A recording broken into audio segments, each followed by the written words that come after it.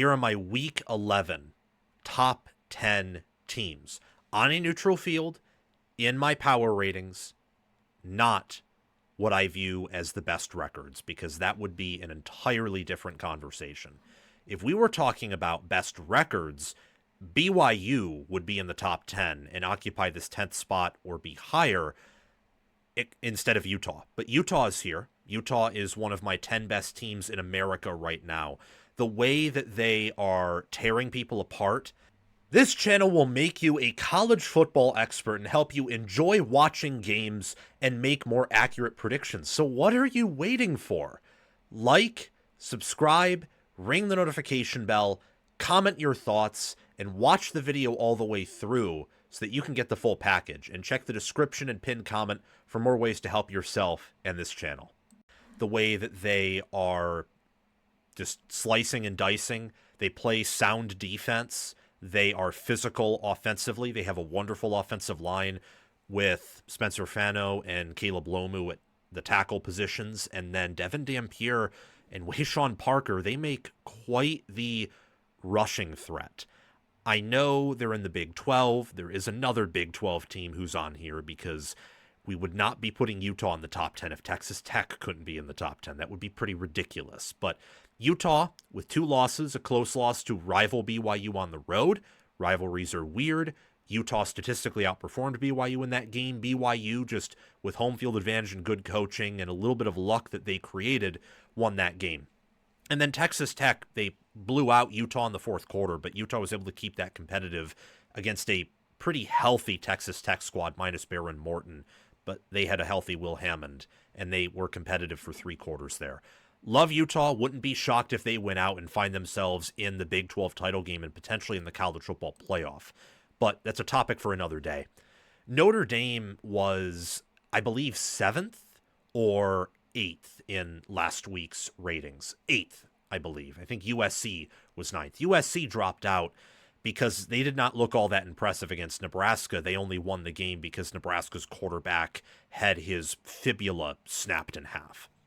That's the only reason why. Notre Dame drops a little bit because we've seen now Jeremiah Love and Jadarian Price are incredible. And CJ Carr looks phenomenal for a redshirt freshman coming off of a season-ending injury where he couldn't see the field last year. That secondary, though, still a little bit vulnerable, and that offensive line is not what it was last year. Either that or they still miss Riley Leonard and therefore cannot fully optimize their ground threat. I still think that they are going through some things that are going to be hard to correct without a whole preseason of work. So that's why I don't have Notre Dame higher than 9th. I'm lower on them than the sports books and most consensus power ratings are, to a degree that I'm not lower on any other team, really. So with Notre Dame, I think they're one of the better teams in America, but I do think they are a little bit overvalued when you look at who they've beaten, who they've lost to. That Miami loss isn't aging so hot after we have discovered more of who Miami is. And their secondary is a permanent weakness that will be exploited by probably 3 or 4, maybe even all 5 of the top 5 teams that we'll be talking about here that are basically the consensus, if not unanimous, top 5 teams in most power ratings and metrics. Number 8 is Texas. This one shocked me, but with how they dominated Vanderbilt for 3 quarters and with how they have played at times like the number 1 defense, other times like a top 15 to even top 10 offense, how they had a great offensive line performance against Ohio State, given how good that Ohio State defense is. They have all the pieces to be a national title contender. They just haven't put it all together. They have more pieces, I think, to work with than Notre Dame does. Again, Notre Dame, I think outside of Leonard Moore, their secondary is busted. That will not be an elite unit. It's incapable of that. Texas has the capability of, I think, being pretty great almost anywhere. They've been figuring out the run game a little bit. They ran pretty well and protected Arch fairly well against Vanderbilt, who has one of the better defensive fronts in the SEC. And they pieced Vanderbilt apart for 3 quarters. If you box score watched, you would not have seen how Texas was dominating Vanderbilt. But Vanderbilt, being scrappy and well coached, came back. I still don't think Texas will win it all. I don't even think they'll make the playoffs with my very early read on their team and remaining schedule. But they are good. They're power rated top 10 for sure. And I believe that last Saturday showed why. 7th is Texas Tech. Told you we couldn't include Utah without including Texas Tech. Texas Tech is a physical, mean, nasty team. And while I do not believe they have the nation's #1 defense, opponent adjusted points per play, or EPA per play, EPA allowed per play, and ESPN's efficiency metrics, which is, opponent adjusted points per play, EPA per play, similar stuff, a little bit of a different methodology. They both have Tech as the #1 defense in America. Do I think it's better than Ohio State's? No. I don't think it's better than a healthy Texas defense. I don't think it's better than Indiana's defense, just as is, even with some of the, even with Aiden Fisher out, Indiana probably has a better defense. But it is a top 5 unit. And that defensive line and pass rush is scary. When they were playing Kansas State, either Kansas State here or there was able to get a good quarterback run with Avery Johnson, who was, Hot Wheels, or it was a sack and a hard hit. That defense helped them win that game. It's kept them in every game this year. And if they can get to the playoffs with most of that defense healthy, it will give any offense they play some issues. 6th is Georgia. I don't feel like I have to justify where Georgia is. I don't believe they can be much higher than this with the body of work they've put forward. A lot of close wins, a close loss to a really good Alabama team. I do not think to this point that they are one of the teams that is in Tier 1, and their placement in Tier 2 is a little bit shaky. But they have Kirby Smart as their head coach. They have a offensive line that's improved from where it was last year, at least in terms of college play. Probably doesn't have the same amount of pros on it. Gunnar Stockton's played well. And C.J. Allen and Raylan Wilson have played well at linebacker. This is one of the better teams in America. It's just not Tier 1 as we're used to seeing Georgia. 5th is Texas A&M. Texas A&M is a proud team, a proud program. They've gotten 4 coaches fired this year. That is both an indictment of their SEC schedule, but also a credit to them that they've been able to really emasculate a lot of teams that they have played. So LSU, they emasculated. They really did emasculate Auburn. I know the final score was 16-10, but the 10 points, most of that was really a pick 6. So they dominated, controlled for much of that game. They dominated Florida in that second half. I mean, we're just talking about Georgia. Georgia couldn't do that. So this is one of the best teams in the SEC, one of the best teams in America. I do think that defensively they have some things they need to work through. I sort of view them as a better version of Notre Dame, where I don't quite know if they can win it all this year, and I think they have some permanent issues that can't really be rectified in the regular season or postseason, but their body of work so far is impressive, and the fact they're undefeated and a touchdown favorite over Missouri, they should beat Missouri. I'm impressed with the job Mike Elko's done. He's also a good coach, and my personal coaching ratings factor into this for sure. Oregon at 4th. People will give me pushback for this. I've seen a lot of people, even people I trust, question whether or not Oregon's all that good. I, to a certain degree, understand it, but I also disagree with it respectfully.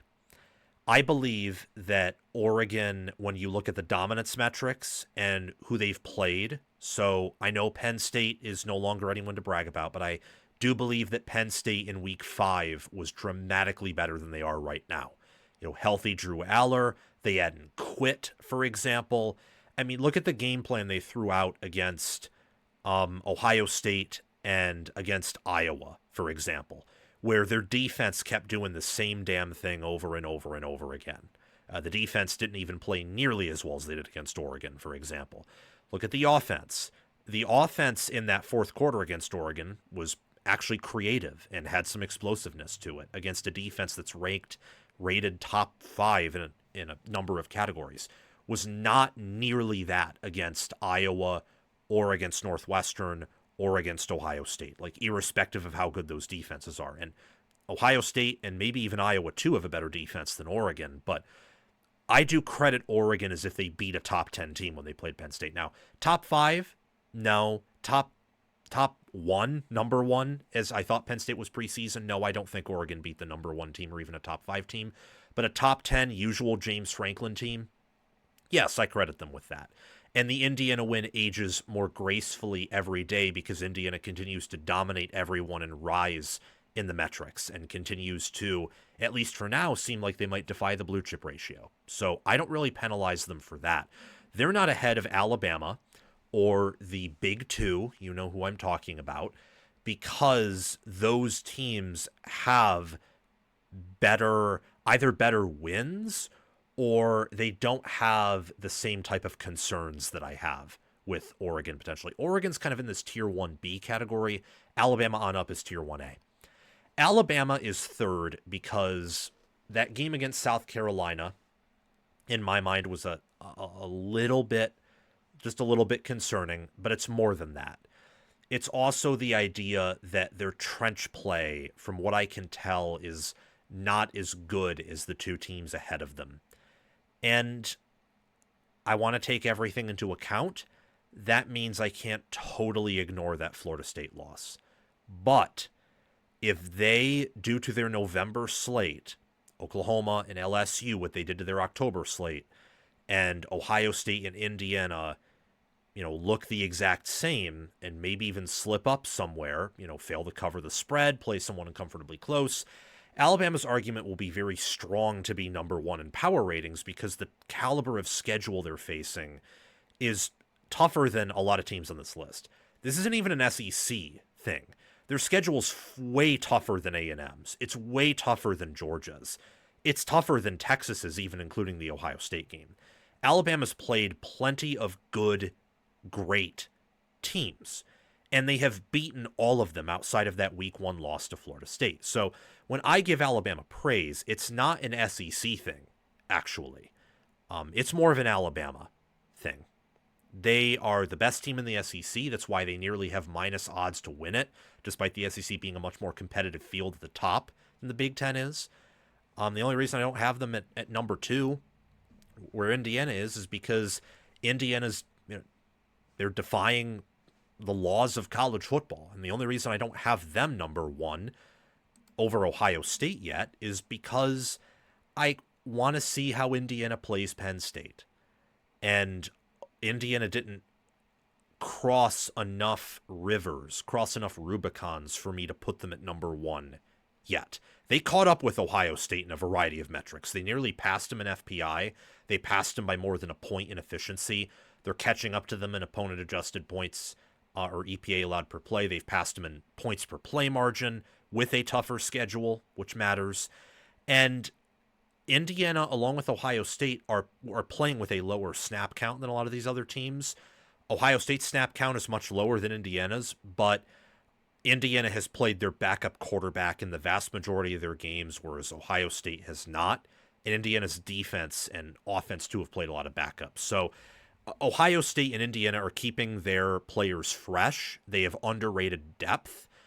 And they also have, I think, some of the best quarterbacks in America. Alabama does too, by the way. So awesome quarterback play is a theme of the top 3. Fantastic depth is a theme of the top 3. I don't think Indiana is as deep as Alabama or Ohio State, but they've lost some guys to injury and really kind of in a protective way where Surratt maybe could have played against Maryland, but they kept him out to be safe, which is smart. Aiden Fisher, if they really, really needed him, I feel like he could have maybe played, though. That's speculative. It's not me saying I know something. That's just me kind of throwing darts as a blind man. I'm just speculating because of the fact that he seemed ready to go, and Cignetti said that, and then all of a sudden he wasn't against Maryland. They're being safe with keeping their players healthy because of what happened last year, but they're deeper on top of that. And they've gotten their backups plenty of reps in most games in the fourth quarter, rotated them in sometimes in the third quarter. That really helps. So this is my top 10 here, my Week 11 power ratings. Indiana has a really good chance, I think, to move up to number 1 after this weekend. Alabama has a good chance to claim that number 1 spot as November goes on. Oregon, I think, could. Really, there are so many teams on this list that could claim that spot, but I have to give it to Ohio State right now. Ohio State, the way they play looks effortless compared to every other team, or at least more effortless than any other team. And while I think Cignetti and Indiana have the best staff because they're defying the rules of college football, the next best coaching job after that in this top 10, outside of probably Utah and Texas Tech, I would say is Ohio State. With what they lost and what they brought back and the development they have. They're the best team in America as of today, and they're the best program in America as well. Let me know what you think of my top 10 power ratings in the comment section below. Thank you for watching. It's my mission on College Football with Sam to make you the most informed, knowledgeable, and entertained fan as possible. We aren't perfect, but we hit the nail on the head more often than we hit our thumb with the hammer. Make sure to like, subscribe, ring the notification bell, comment, and if you're here, you've probably already watched the whole video. So thank you for doing those things.